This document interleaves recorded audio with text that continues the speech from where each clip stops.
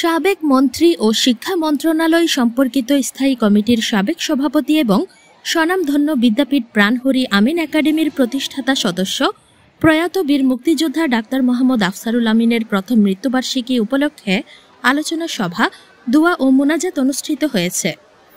৩রা June সকাল ১০টায় চট্টগ্রামের ঐতিহ্যবাহী ও স্বনামধন্য বিদ্যাপীঠ প্রাণহরি আমিন একাডেমির মাঠ প্রাঙ্গণে সাবেক মন্ত্রী ও ৩বারের নির্বাচিত সাবেক সাংসদ এবং শিক্ষা মন্ত্রণালয় সম্পর্কিত স্থায়ী কমিটির সাবেক সভাপতি প্রয়াত বীর মুক্তিযোদ্ধা ডাক্তার মোহাম্মদ আফসারুল আমিনের মৃত্যুবার্ষিকী উপলক্ষে এই আলোচনা ও স্মরণ সভা এবং দোয়া ও মোনাজাত অনুষ্ঠিত হয়।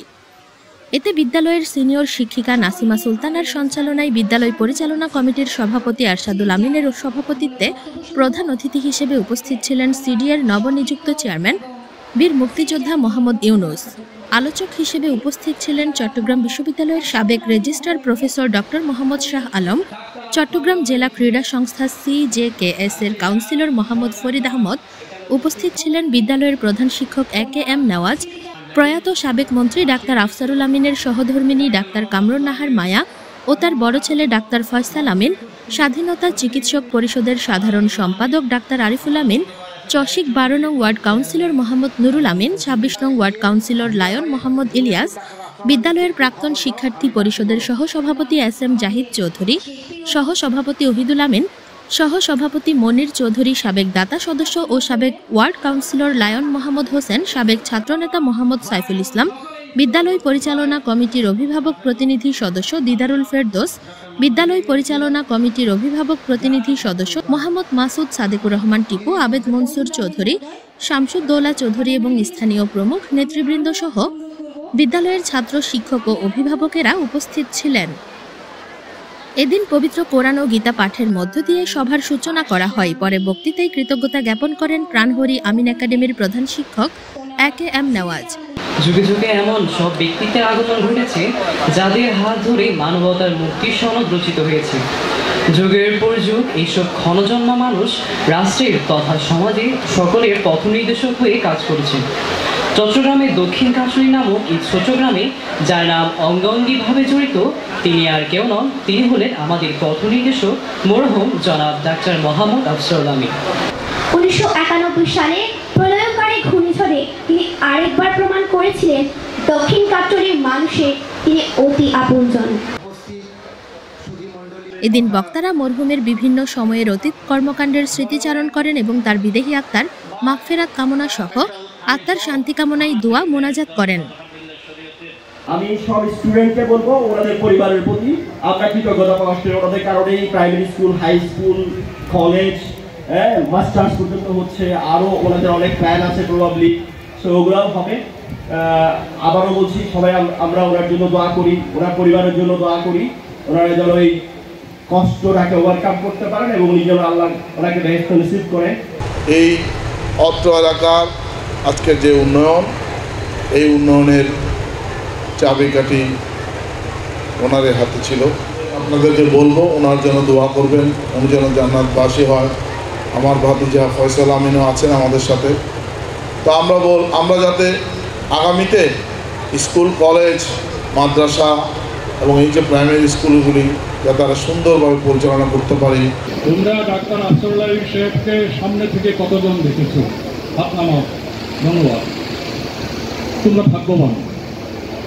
ভাগ্যবান এই জন্যই বলছি, তোমরা পরবর্তী সময়ে মানুষের সাথে বলতে পারবে আমরা এমন একজন লোককে দেখেছি যার সম্পর্কে বলা হয়েছে তিনি মানুষের জন্য কাজ করেছেন, তিনি সৎ ছিলেন, তিনি নির্ভীক, তিনি শিক্ষার জন্য কাজ করেছেন, তিনি এলাকার জন্য কাজ করেছেন, চট্টগ্রাম শহরের জন্য কাজ করেছেন, এমনকি সম্পূর্ণ বাংলাদেশের জন্য কাজ করেছেন।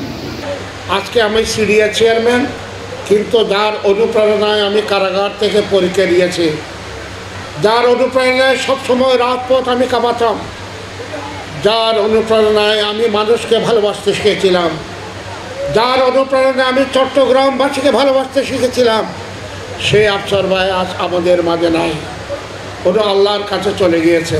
কাজে আজকের এই দিনে আমি পরম করুণাময় আল্লাহর কাছে প্রার্থনা করি, আল্লাহ আমাদের সে মানব সেবক, আমাদের সেই দূর সময়ের দূর দিনের শেখ কান্ডারি ডাক্তার আফসারুল আমিনকে আপনি বেহেশত নসিব করুন এবং তার চলার পথে আমরা পাথেয় হিসেবে গ্রহণ করে আগামী দিনের মানব কল্যাণে নিজেদেরকে আমরা নিয়োজিত করব। এই হোক আজকের এই স্মরণ সভার আমাদের ব্রত। পরে বীর মুক্তিযোদ্ধা ডাক্তার আফসারুল আমিনের নামে নামকরণকৃত বিদ্যালয়ের নবনির্মিত ভবনের উদ্বোধন করেন সভার প্রধান অতিথি সিডিএর নবনিযুক্ত চেয়ারম্যান বীর মুক্তিযোদ্ধা মোহাম্মদ ইউনুস ও ডাক্তার আফসারুল আমিনের সহধর্মিণী ডাক্তার কামরুন নাহার মায়া।